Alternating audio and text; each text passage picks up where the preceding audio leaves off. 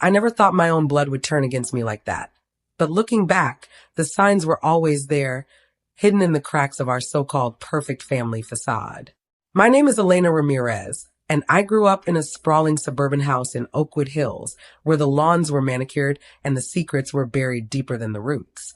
My parents, Victor and Maria Ramirez, were the pillars of our community.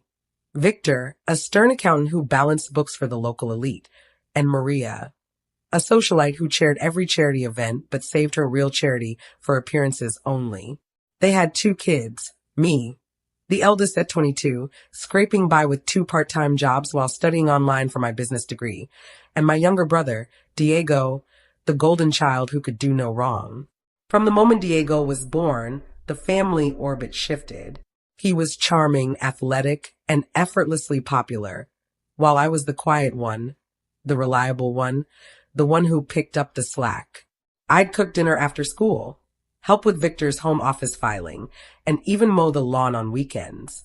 But no matter how hard I worked, it was never enough to earn the spotlight that Diego basked in. "Elena's our rock," Maria would say with a patronizing smile, as if being a rock meant I was immovable, unfeeling, and expected to bear everyone's weight without complaint. The trouble started simmering when Diego turned 18 and decided college wasn't for him. Instead, he wanted to pursue his passions, which translated to backpacking across Europe on our parents' dime, funded by Victor's savings and Maria's inheritance from her late aunt. I didn't mind at first. I was proud of him for chasing dreams. But as months turned into a year and Diego's Instagram feeds filled with beaches and parties, the financial strain hit home. Victor's firm was downsizing, Maria's events weren't pulling in donations like before, and suddenly, the Ramirez household was dipping into red ink. That's when the conversations began. Subtle at first. "Elena, honey, could you pick up extra shifts at the diner?" Maria would ask over breakfast, her eyes flicking to the stack of bills on the counter. Victor would grunt in agreement, adding, "Family pulls together in tough times." I did what I could, extra hours at the coffee shop, tutoring gigs on the side, but it wasn't enough. Diego's adventures required more. A new camera here, flight upgrades there, and oh, could we wire money for that once-in-a-lifetime festival in Spain? One evening, after a grueling double shift, I came home to find them waiting in the living room like a tribunal. Victor sat in his armchair, ledger in hand, Maria on the couch with her arms crossed, and Diego, surprise, video calling in from some sunny terrace in Barcelona. "We need to talk," Victor said, his voice like gravel. I sank into the opposite chair, exhaustion weighing me down. "What's up?" Maria leaned forward, her perfectly manicured nails tapping the coffee table. "Diego's trip is extending. He met some influencers who want him to collaborate on a travel vlog. It's an opportunity, Elena. But we need funds." I blinked, trying to process. "Funds? I just gave you my last paycheck for the mortgage." Victor's eyes narrowed. "That's not enough. We've crunched the numbers. You need to contribute more. Drop that online degree. It's not paying off anyway, and get a full-time job. Or take out a loan in your name. We're family. We sacrifice for each other."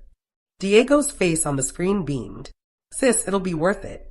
Once this takes off, I'll pay everyone back tenfold." I felt a knot twist in my stomach. Sacrifice? I'd been sacrificing for years, forgoing parties, friends, even a social life, to keep this ship afloat. And now, they wanted me to drown so Diego could sail? "I can't drop school," I said quietly. "It's my future."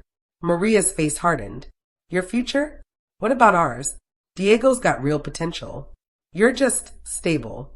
Pay up, or what?" I challenged, my voice rising for the first time. Victor slammed the ledger shut. "Or leave this family. Your choice. We can't carry dead weight." The words hung in the air like a guillotine. Dead weight. Me. The one who'd balanced their books, cooked their meals, and patched their egos?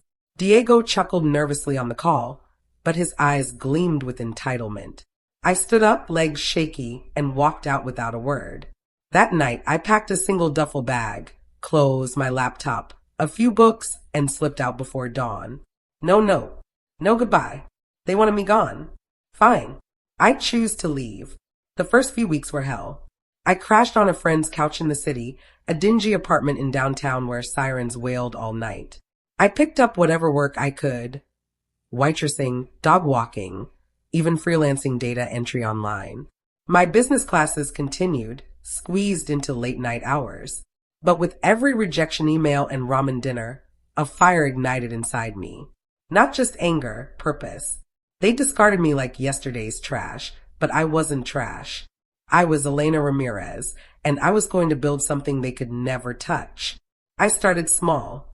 Using my accounting knowledge from helping Victor, I offered bookkeeping services to local businesses on freelance sites. One client led to another, and soon I had a steady stream. By month 3, I'd rented a tiny studio apartment, nothing fancy, but mine.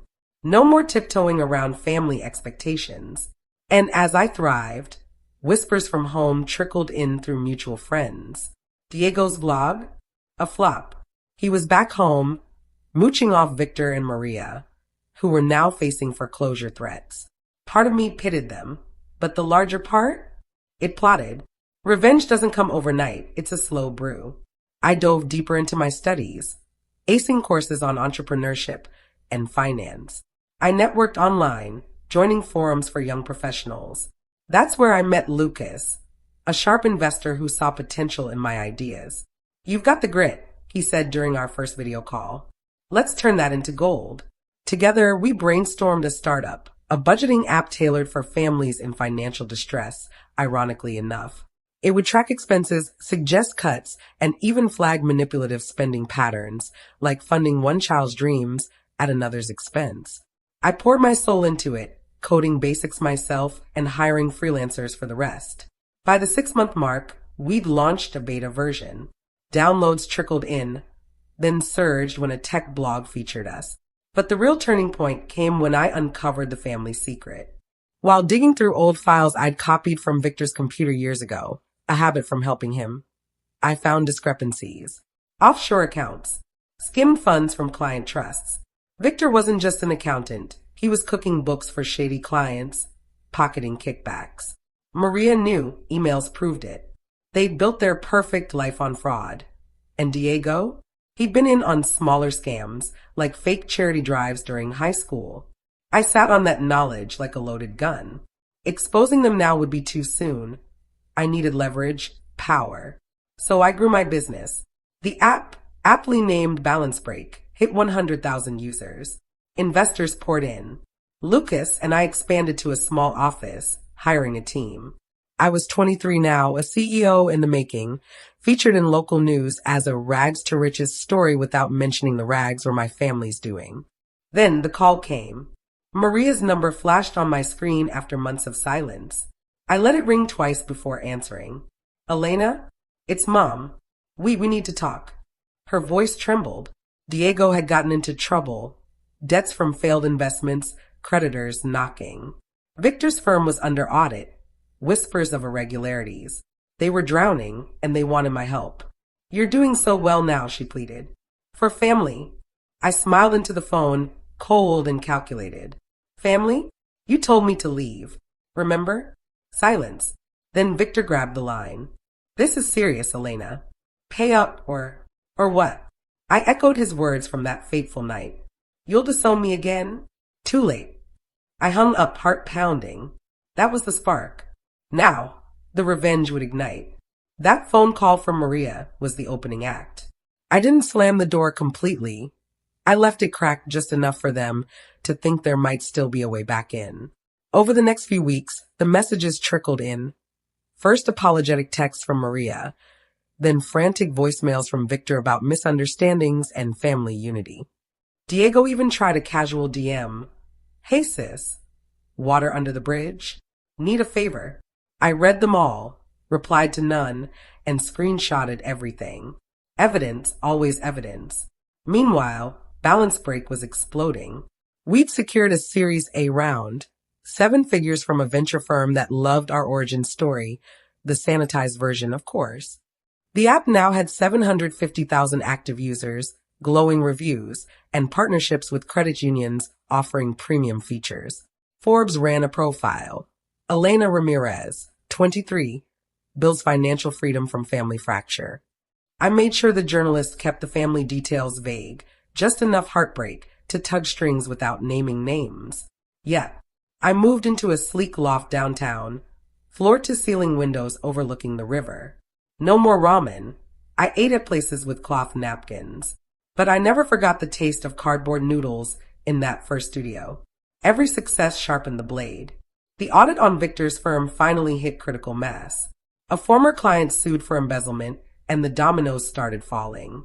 News articles mentioned irregularities in trust accounts and potential federal charges.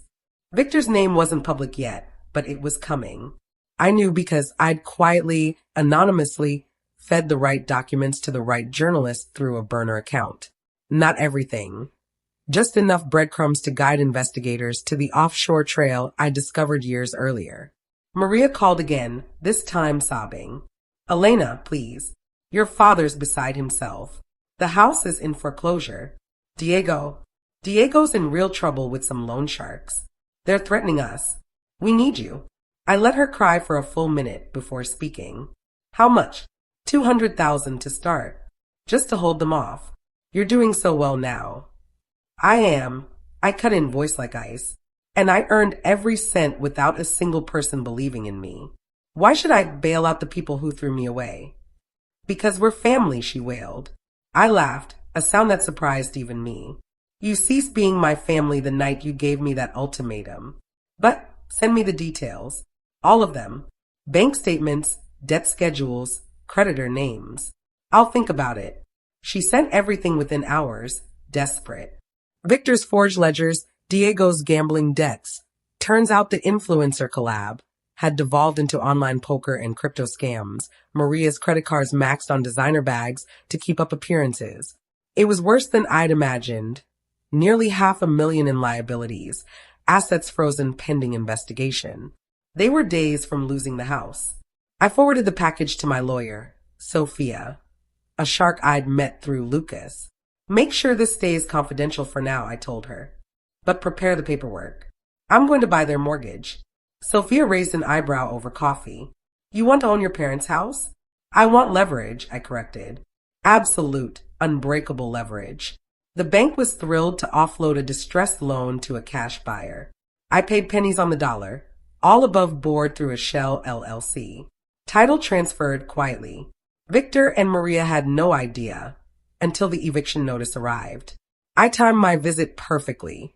A rainy Saturday afternoon, the kind that makes Oakwood Hills look gray and defeated. I parked my new Audi in the driveway where my beat-up Civic used to sit.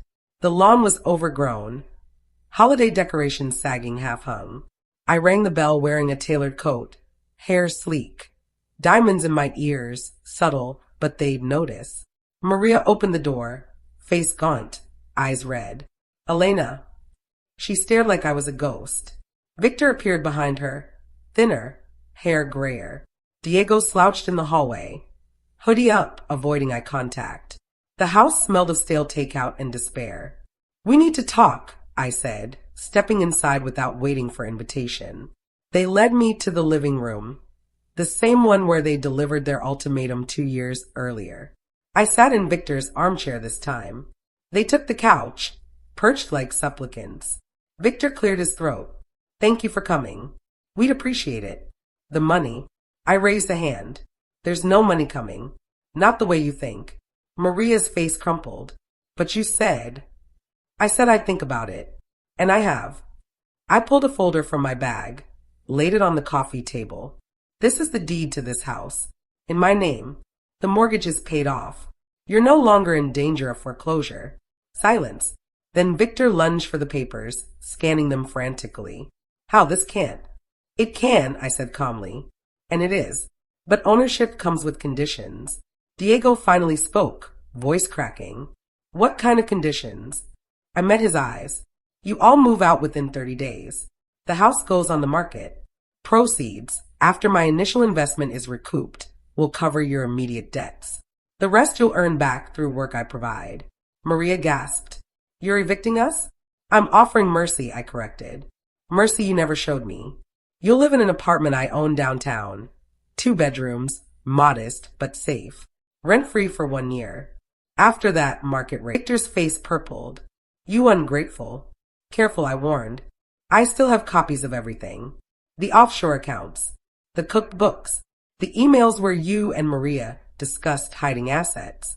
One anonymous tip, and the feds finish what they started. Prison, Victor. For both of you. He deflated like a punctured balloon. Diego tried charm. Come on, Elena. We're blood. Let's start fresh. I smiled without warmth. Blood doesn't entitle you to destroy someone and then demand rescue. But I'm not heartless. You'll all have jobs at balance break. Maria blinked. Doing what? Whatever I decide. Data entry. Customer support.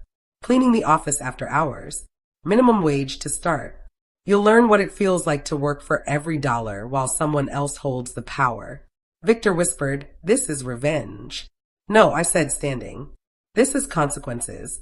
Revenge would be letting you rot. This is me choosing to pull you up, just far enough that you never forget who holds the rope. I left them sitting in stunned silence. Outside, the rain had stopped. The air smelled clean. That night, I hosted a small celebration at the loft. Lucas, Sophia, a few team members. We toasted to milestones and second chances, mine, not theirs. I didn't mention the family. They didn't need to know yet. Over the next weeks, they complied. The house sold quickly. Buyers loved the motivated sellers. I paid off the worst of their debts, enrolled Diego in a gambling addiction program, court-mandated after I tipped creditors anonymously, and moved them into the apartment. They started work the following Monday. Seeing them in the office was surreal. Maria at reception, forcing smiles for users whose lives she was now helping save. Victor reconciling vendor invoices, hands shaking when he realized how many families his past greed had hurt. Diego scrubbing toilets after hours, earbuds in, pretending he was anywhere else. I didn't gloat, not openly. But every time Maria called me Ms. Ramirez in front of staff, or Victor averted his eyes in the elevator, a quiet satisfaction settled deeper. Balance Break went public 6 months later. IPO day, bells ringing, stock soaring. I became a multi-millionaire overnight. The media frenzy was intense. Talk shows, magazine covers, keynote invitations. I spoke about resilience, about building from breakage, about choosing yourself when no one else will. And then the final move. During the IPO roadshow, a producer from a major morning show reached out. They wanted the young female founder angle, rising from hardship, empowering families with financial tools, the American dream reborn. I agreed, but on one condition, a live in-studio segment with a surprise twist. They loved the drama potential. The night before the broadcast, I invited my family to the loft. Not as employees this time, as guests. I sent a car, laid out a catered spread, even poured Victor's favorite scotch. They arrived wary, dressed in their best, Maria in a dress she'd worn to better days, Victor in a suit that now hung loose, Diego fidgeting in a borrowed blazer. We ate in near silence until I raised my glass. To new chapters, I said. They echoed it uncertainly. Then I laid it out. Tomorrow, I'm doing a live interview on national television. Millions will watch. I'm going to tell my story, the real one. About the family that demanded I sacrifice everything for a brother's pipe dreams, then threw me out when I couldn't pay more. About the fraud that funded our perfect suburban life. About how I built an empire from the ashes you left me in. Maria went pale. Victor gripped the table. Diego muttered, You wouldn't. I would, I said softly. Unless we come to a different arrangement. One that benefits everyone. Victor found his voice. Blackmail. No, I corrected. Choice. Just like you gave me. I slid contracts across the table, prepared by Sophia, airtight. In exchange for my permanent silence, no tips to authorities, no public expose, no civil suits for the years of financial abuse. They would sign over any future claim to my company or assets, agree to on-camera testimonials praising my support during hard times, and commit to 5 years of community service through Balance Break's nonprofit arm. They would become the public face of redemption, a family that learned financial responsibility the hard way, now helping others avoid the same mistakes. Maria cried quietly. Victor stared at the papers like they were poison. Diego looked at me with something new, respect, maybe even fear. You get to keep your freedom, I continued. No prison, no public shame. You'll have steady jobs, health insurance, a roof I pay for. You'll tell the world how proud you are of what I've built, how I lifted you up when you fell. And you'll mean it, because the alternative is losing everything again. Victor signed first, hand trembling. Maria followed, tears splashing on the ink. Diego last, muttering, fine. The next morning, we arrived at the studio together. Makeup artists fussed over them, turning gaunt cheeks rosy, tired eyes bright. The host, a polished woman named Claire, greeted us warmly, sensing the emotional goldmine. The segment opened with my story, the polished version.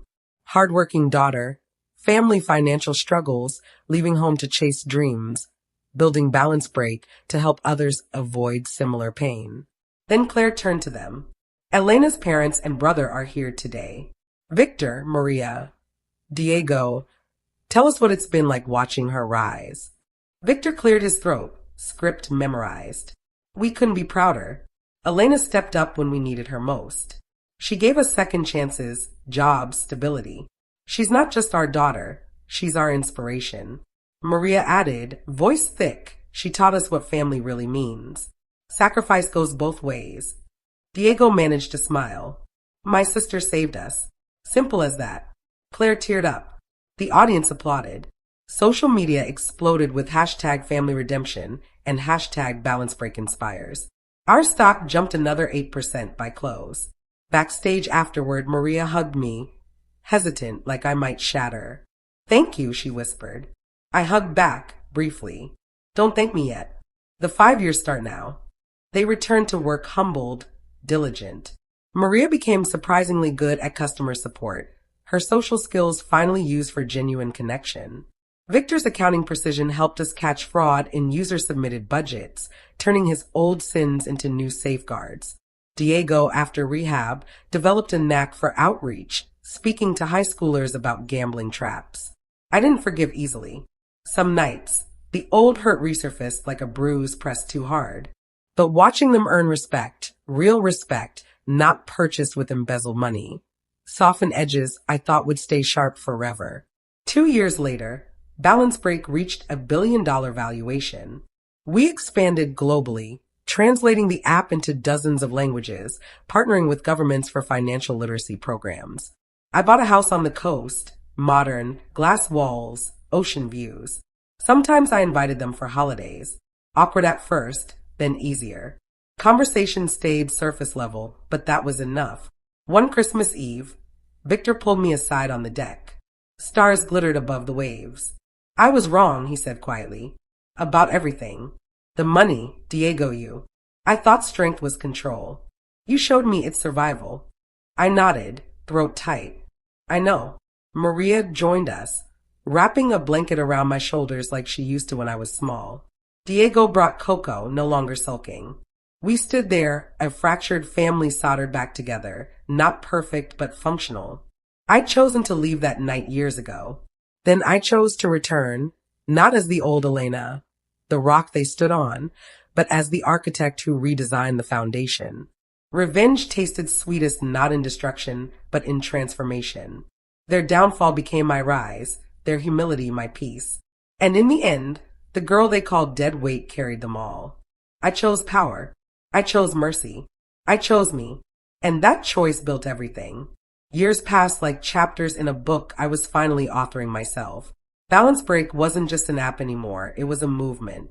We launched educational initiatives in schools, teaching kids about financial independence before they could fall into the traps my family had set for themselves.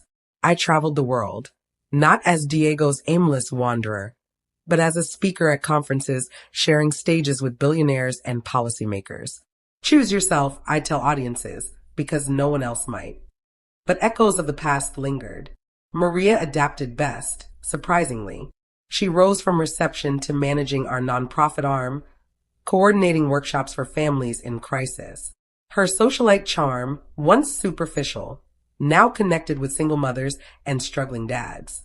She'd call me sometimes not as Ms. Ramirez, but as Elena, sharing stories of lives changed. "This one reminds me of you," she'd say, voice soft. I listened, nodded, but kept the wall up. Forgiveness was a process, not a switch. Victor was slower to thaw. His days in accounting turned into mentoring junior staff on ethical practices. An ironic twist he acknowledged with gruff humor. Teaching them not to be like me, he'd mutter over coffee breaks. The feds never came knocking, my silence held. But his health faltered. A heart scare from stress, doctors said. I paid the bills anonymously through the company plan. When he thanked me in the hospital, eyes misty, I squeezed his hand. "Family," I said simply. He nodded, understanding. Diego's transformation was the rockiest. Rehab stuck, but old habits died hard. He relapsed once, showing up at the office reeking of cheap beer and excuses. I fired him on the spot, not out of spite, but policy. "Earn it back," I told him. He did. Community service doubled, therapy sessions, a slow climb from janitor to content creator for our social media. His post about recovery went viral, drawing users who saw themselves in his story. From golden boy to comeback kid, he joked in a team meeting. For the first time, I laughed with him, not at him. As the company grew, so did my personal life. Lucas and I dated quietly at first, dinners after late nights, weekends hiking. He proposed on a cliff overlooking the ocean, ring glinting like my future. We married in a small ceremony, my family in the front row. Maria cried happy tears. Victor walked me down the aisle, arms steady. Diego was best man, speech heartfelt. She didn't just save us. She showed us how to save ourselves. Our first child, a daughter named Sophia after my lawyer-turned-friend, arrived amid Balance Break's 10th anniversary. Holding her, I vowed she'd never know the weight of unfair expectations. No golden child syndrome here, only love, support, and choices freely made. But revenge's shadow never fully lifted. A rival app launched, suspiciously similar to ours, backed by one of Victor's old shady clients. Whispers reached me. Diego had leaked early prototypes during his relapse. Betrayal stung fresh. I confronted him in my office, Sophia napping in a bassinet nearby. "Is it true?" I demanded. He hung his head. I was angry. "Thought you owed me more." But I stopped, didn't give them everything. Victor and Maria knew, had covered for him. The family bond, twisting again. I could have exposed it all, ruined them anew. Instead, I sued the rival quietly, won a settlement that bankrupted them. For my family, another contract, therapy for all, including me. We healed together or not at all, I said. Sessions were raw. Victor admitted his fraud stemmed from his own father's abandonment, a cycle of scarcity mindset. Maria confessed her favoritism hid guilt over a miscarriage before me. She poured extra love into Diego to compensate. Diego revealed jealousy. "You were always the strong one. I felt like a fraud next to you. My turn. You made me feel worthless, but I turned it into worth." Tears, hugs, breakthroughs. Not instant magic, but progress. Sophia grew into a toddler, her laughter filling the coastal house. Weekends, we'd host family barbecues. Victor grilling, Maria chasing grandkids, Diego married too, a steady partner from his recovery group. Laughter replaced silence, stories shared without barbs. One evening, as the sun dipped, Victor pulled me aside again. "I'm retiring next month. Your mother too. We've saved enough thanks to you." I smiled. "What will you do?" "Travel. Real travel, not escapes. And volunteer more." Diego joined, Sophia on his shoulders. "I'm starting a podcast on financial recovery. Want a guest?" Maria beamed. "We're proud, Elena." Truly. That night, alone with Lucas, I reflected. The ultimatum that shattered me had forged something unbreakable. Revenge evolved into redemption, not just theirs, but mine. I no longer needed their downfall to feel tall. Their rise lifted me too. Balance Break hit unicorn status, but my real wealth was this: a family rebuilt on equality, a life chosen, not endured. I chose to leave. Then I chose to lead. Finally, I chose to love, flawed, but forward. And in that choice, we all won.